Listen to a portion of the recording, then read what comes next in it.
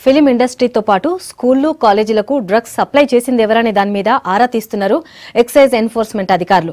Kelvin తో పాటు మరో ఇద్దరి 2 రోజుల కీలక కస్టడీల వివరాలు సంపాదించారు. ఇంట్రాగేషన్లా కెల్విన్ చెప్పిన ఇంకో 8 మందిని అదుపులోకి తీసుకుని ప్రశ్నిస్తున్నారు.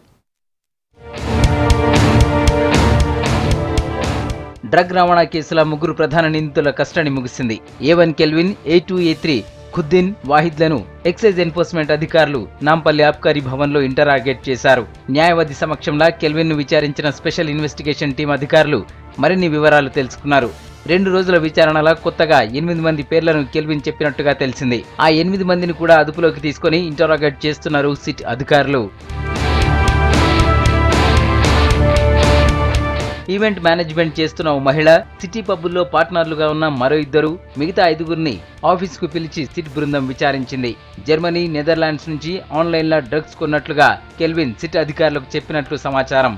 మరింత ఇన్ఫర్మేషన్ కోసం కెల్విన్ ను మరో 2 రోజుల పాటు కస్టడీకి కోరాలని అనుకుంటున్నారు సిటీ అధికారులు. కెల్విన్ దగ్గర నుండి డ్రగ్స్ ను బెండెన్ మెన్ అనే వ్యక్తి కొన్నాడని, బెండెన్ మెన్ సినిమా ఇండస్ట్రీలో ఉన్న వారికి డ్రగ్స్ ను సప్లై చేసినట్టుగా సిటీ అధికారులు గుర్తించారు.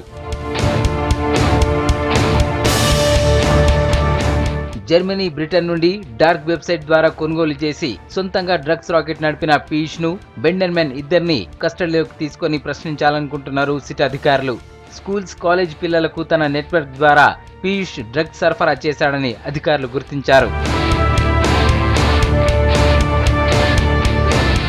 కెల్విన్, ఖుద్దీన్, వాహిద్లకు కస్టడీ ముగిశాక ఉస్మానియా దవాఖాన్ల పరీక్షలు చేసి జడ్జి ముందు హాజరుపరిచారు పోలీసులు.